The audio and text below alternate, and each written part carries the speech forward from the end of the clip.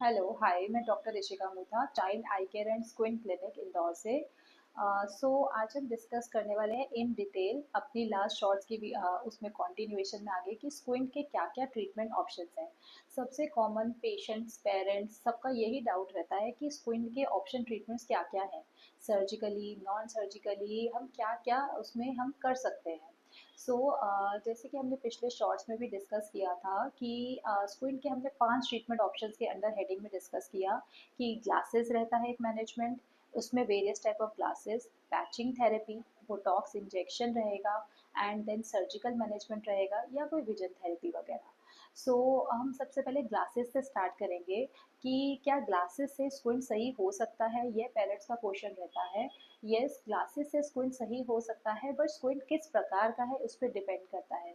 जैसे कि जो भी एकोमोडेटिव ईजोट्रोपिया वाले बच्चे रहते हैं उनका ग्लासेस से स्क्विंट फुल्ली ठीक हो जाता है एंड विद एज वो ग्लासेस भी उतर जाते हैं। मगर ये जो रूल है कि विद ग्लासेस से स्क्विंट ठीक हो जाएगा वो सब बच्चों के लिए अप्लाई नहीं होता है। कोई इन्फेंटाइल ईजोट्रोपिया मतलब कि बचपन में उसको पहले ही साल की उम्र में अगर स्क्विंट आया तो वो ग्लासेस से पूरी तरह से ठीक नहीं हो पाता है। या बच्चे को एक्सोट्रोपिया है तो एक्सोट्रोपिया पूरा ग्लासेस से सही नहीं हो पाएगा।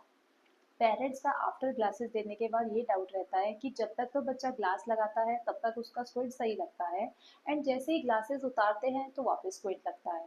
तो हमें ये समझना है कि जो भी हम स्क्विंट का जजमेंट ले रहे हैं वो हमें विद ग्लासेस ही लेना है। जब बच्चा ग्लासेस उतारेगा तो उसको वापस तिरछापन इंटरमिटेंट एक्सोट्रोपिया के केसेस में लगेगा ही एंड एकोमोडेटिव ईजोट्रोपिया में भी। आफ्टर ग्लासेस हमें बच्चे का ये जज करना है कि उसका कितना स्क्विंट इम्प्रूव हो रहा है, क्योंकि जब हम ग्लासेस दे रहे हैं तो ही वो मसल्स पे और उसकी विजन पे वर्क हो रहा है एंड तभी वो आइज को स्ट्रेट रख सकता है। ये हुआ normal refractive power correction.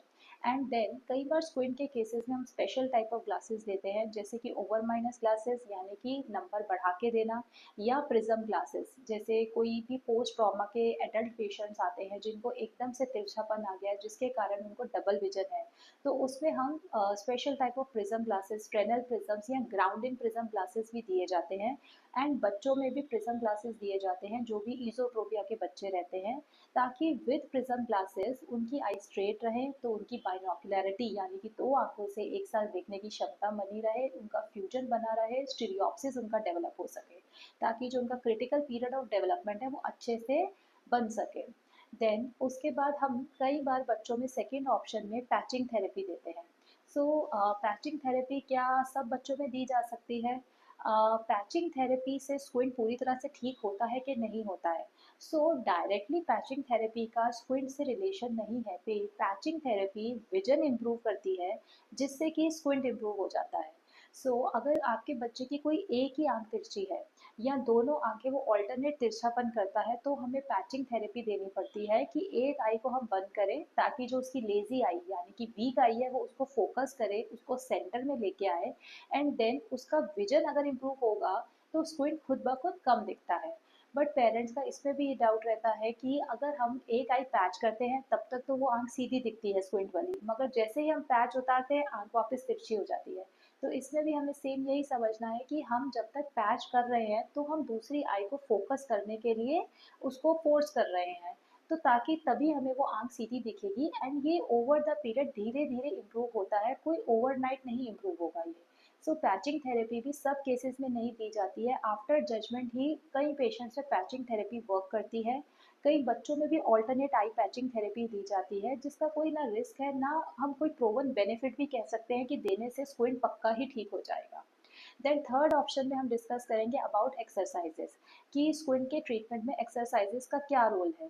Squint के कुछ कुछ जो कन्वर्जेंस इनसफिशिएंसी वाले स्क्विंट रहते हैं, यानी कि जब हम पास पे देखें तो स्क्विंट बहुत ज़्यादा है और जब दूर पे देखें तो स्क्विंट कम है। तो ऐसे केसेस में कई बार हम कन्वर्जेंस इनसफिशिएंसी के केसेस में एक्सरसाइजेस देते हैं।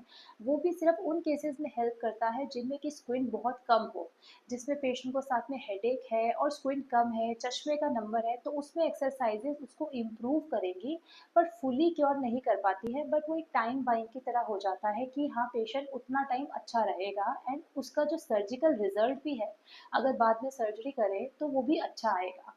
सो एक्सरसाइजेस कुछ कुछ केसेस में ही दी जाती हैं। आजकल एक्सरसाइजेस ऑनलाइन फॉर्म में भी आने लग गई हैं, यानी कि विजन थेरेपी की फॉर्म में।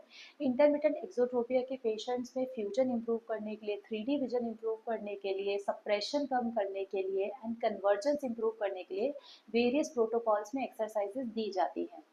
एंड देन इसमें फोर्थ ऑप्शन में हम डिस्कस करेंगे अबाउट बोटॉक्स इंजेक्शन। यानी कि अगर पेशेंट को एकदम से स्क्विंट आया है तो उसकी एक मसल में हम बोटॉक्स इंजेक्शन देके उसको पैरालाइज या वीकन कर देते हैं थोड़ा सा, ताकि उसकी आईज सेंटर में आ जाए और उसकी आईज बोथ अलाइन हो जाए।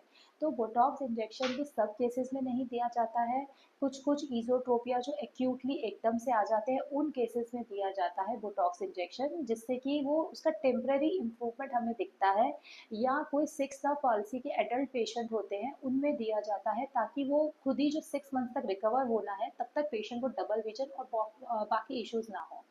देन फिफ्थ ऑप्शन में अपना आता है सर्जिकल मैनेजमेंट, जो कि हमारी बहुत सारी वीडियोस में ऑलरेडी डिस्कस हो चुका है कि जो भी स्क्विंट की सर्जरी है उसका हर स्क्विंट के हिसाब से डिफरेंट सक्सेस रेट रहता है। And proper planning and management के बाद हम स्क्विंट सर्जरी से स्क्विंट को ठीक कर सकते हैं, मगर उसके लिए हमें proper distance near measurements and बहुत सारी कन्वर्जेंस एकोमोडेशन और सब चीज़ें मेजरमेंट करके आफ्टर दैट हमें स्क्विंट सर्जरी के प्रोसेस के लिए आगे बढ़ना चाहिए।